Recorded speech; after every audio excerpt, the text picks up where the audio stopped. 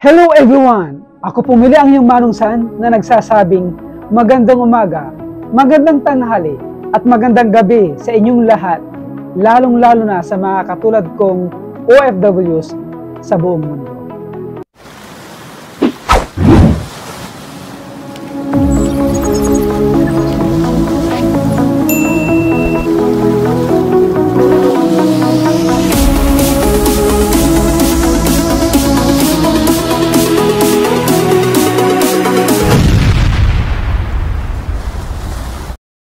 Ang vlog na ito ay para sa lahat, hindi lamang sa mga OFWs na katulad ko.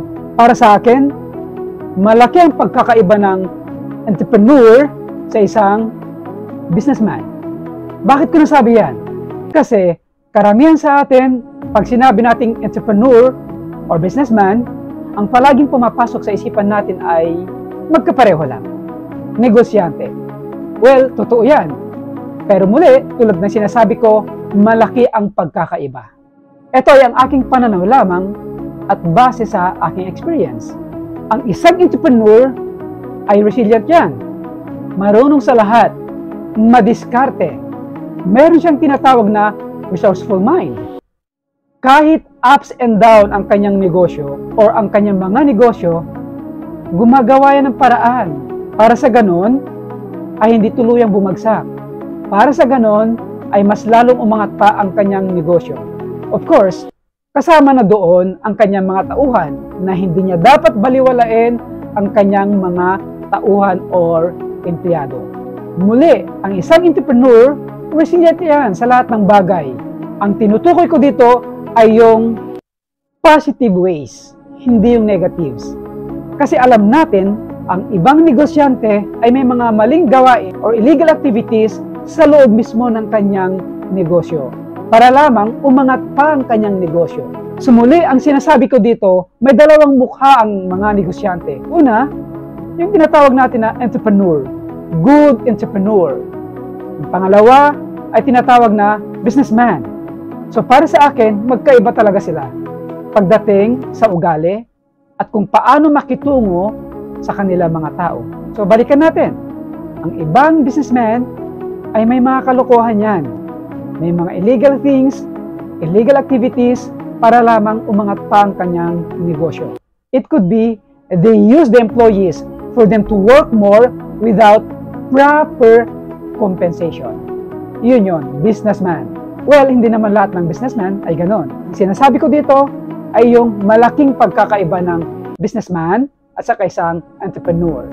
Another way is that, for us to give an example, ay yung ibang businessman na dinadaya ang kanilang products or services, kung services man yan, para lamang umangat ang kanilang negosyo. I just want to make clear here, hindi lahat ng businessman ay ganon. Ang tinutukoy ko dito ay ilan sa mga businessman na gumagawa ng ganitong kaparaanan. So balikan natin yung una. Yung una ay yung tinatawag natin na entrepreneur. Ito yung alam ko na resilient siya sa lahat ng bagay, sa magandang bagay, sa magandang kaparaanan. Kahit ang kanyang negosyo ay mayroong tinatawag na ups and downs, gumagawa siya ng paraan para sa ganon, umangat pa ang kanyang negosyo at hindi tuluyang bumagsak. Gumagawa siya ng paraan para sa ganon, mabigyan siya proteksyon ng kanyang mga tauhan, mabigyan pa rin tamang sahod or compensation. Yun ang isang magandang entrepreneur. Ngayon, kapag ka isang negosyante, saan ka dito? Isa ka bang entrepreneur or isa kang businessman? Ang pag-uusapan natin ngayon ay patungkol sa isang bad businessman.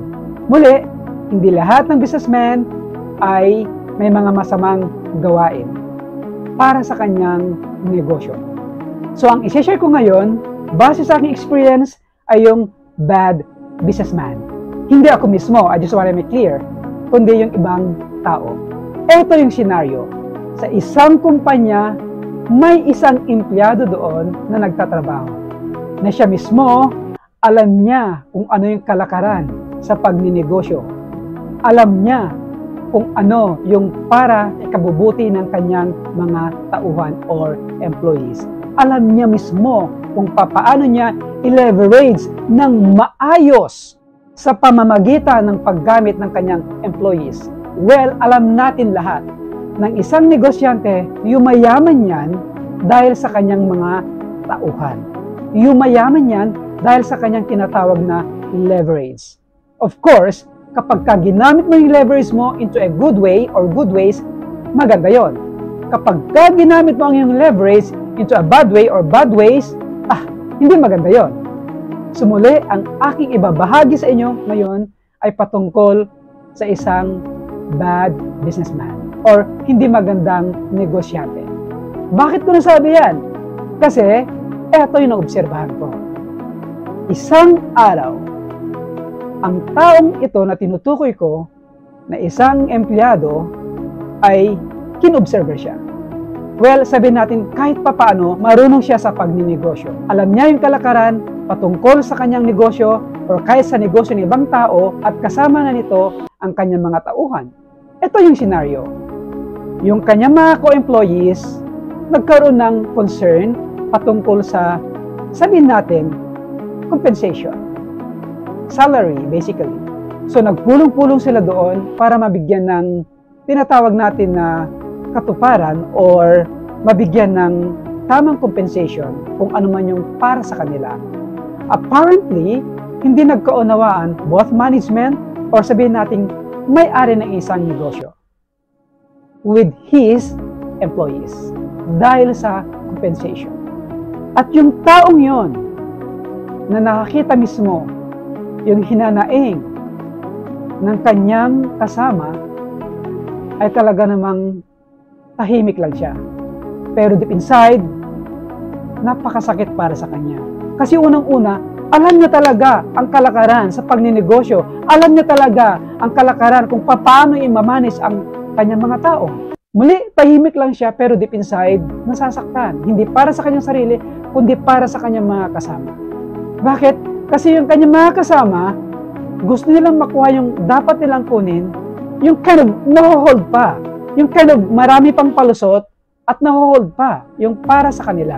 So napag-isip ng taong ito, ng isang kumpanyang to, ay hindi talaga maganda ang kanyang pagpapalakad, yung may-ari mismo. Well, wala siyang magawa kasi isa rin siya sa mga tauhan na yon. Kasi siya nga mismo, masasabi natin siya ay isang tunay at maayos na entrepreneur. Bakit? Kasi pinapangalagaan niya ang kanyang mga tauhan, pinapangalagaan niya ang kanyang negosyo, pinapalago niya ang kanyang mga negosyo in different good ways. Kaya iniisip niya palagi ang naghatid sa kanya ng kaperahan, ang naghatid sa kanya para umangat pa sa kanyang buhay ay mismo ang kanyang mga tauhan. So nile-leverage niya yon through his people. So basically, papaano tatakbo ang isang negosyo kung hindi mo i-leverage? So maraming iba't ibang kaparanan ng pagle-leverage. At isa sa mga ito at ang pinaka-importante sa mga ito ay ang iyong mga tauhan mismo, ang iyong empleyado. Ngayon ang tanong, bilang isang employer, bilang isang businessman, bakit gigipitin mo ang isang bagay na para sa iyong mga empleyado? Na ikaw mismo ay alam mo na karapatan nila yon. Bakit gigipitin mo o ipagkakait mo ang isang bagay na hindi naman para sa iyo? Na ikaw mismo, alam mo, karapatan nila yon. Alam mo, sa kanila yon. Isa sa mga katuwaan at kasiyahan, kagalakan ng mga empleyado sa isang kumpanya ay mabigyan sila ng tamang compensation, ng tamang 30-month pay, kung 30-month pay man yan, at marami pang benepisyo sa mga empleyado. Alam nyo, tayo nga mismo, ako nga mismo, ang kagalakan natin ay yung maliit na bagay na ibinibigay ng isang kumpanya. Kahit maliit pa yan, tuwang-tuwa na tayo niyan. Nagagawa na tayo. In this way, nabibigyan pa natin ng tamang focus, ng tamang pagtatrabaho. Ine-excel pa natin kung ano yung ginagawa natin para sa kumpanya ng iba. At hindi ko talaga mapagtanto kung bakit may mga negosyante, businessman, na matitigas ang ulo matitigas ang puso, matitigas ang kaisipan, at pilit nilang ini-squeeze down ang kanilang mga tauhan. Ngayon, kung ikaw ay isa sa mga ito, baguhin mo ang iyong estilo sa pagninegosyo at kung papaano mo itrato ang iyong mga employees. Ngayon, kung hindi ka dumaan sa pagka-empleyado, dapat alam mo, you have to be keen observer. You have to sa inyong mga empleyado kung ano yung kanilang nararamdaman. Kaya kapag ikaw ay isang empleyado at eventually magkaroon ka ng iyong sariling negosyo at magkaroon ka ng iyong mga employees, wag na wag mong gagawin yun. I just wanna share this. Nagmula po ako sa isang rank and file. Then after few years, umangat po ako ng bigla na hindi ko rin naman inaasahan. Then after almost 3 years, bigla akong binaba ng posisyon. Pero hindi rank and file. Binabaan lang ako ng isang posisyon. So ano nangyari? Kasi eto, ipinaglaban ko isa sa aking mga tauhan. Ipinaglaban ko kung ano yung kanyang karapatan. Well, hindi naman niya pala kasalanan. Yun ang dahilan kung bakit bumaba ako ng isang posisyon. Okay lang sa akin yun. At least masaya sa aking kalooban na nakatulong ako hindi lamang sa isang tao, kundi halos lahat ng mga tauhan namin involved. Bakit? Kasi alam kong karapatan niya yun. Alam ko kung ano yung nararamdaman ng mga tao. Alam nyo, may tatlong ugali ng isang mabuting entrepreneur. Una, inuuna niya palagi o iniisip niya palagi ang kabutihan ng kanyang mga employees. Napaka-importante yun. Pangalawa, iniisip niya palagi, inuuna niya palagi ang kabutihan para sa kanyang customers or clients. Pangatlo, iniisip niya palagi kung paano mapalago pa ang kanyang negosyo in different good ways. Yung tatlong to, napaka-importante. At ito naman ang masama, kapag tayo ay isang empleyado at maayos naman ang ating mga amo or ang ating mga kumpanya, huwag mong abusuhin. Pag sinabi kong huwag mong abusuhin ang oras. Kulang-kulang ang oras mo. Kulang-kulang ang oras natin to render our service. At pagdating naman sa kaperahan, demand ka ng demand. Paano naman yung klase ng trabaho natin? Paano naman yung nire-render natin ng trabaho para sa kumpanya natin? Maayos ba? At kapag tayo naman ay maayos ang compensation, lose tayo doon, lose tayo dito, gastos doon, gastos dito, walang nangyayari. 13-month pay, hala, gastos dito, gastos doon. Ano? Tapos sisisihin natin ang ating kumpanya at ang ating pamilya kung bakit wala tayong naisasantabi? Kasalanan natin yan. Tayo nga mismo hindi natin madisiplinahan pagdating sa pananalapi. Kaya wag natin sisihin ang ating kumpanya, wag natin sisihin ang ating pamilya. Lahat nito nagmumula sa atin.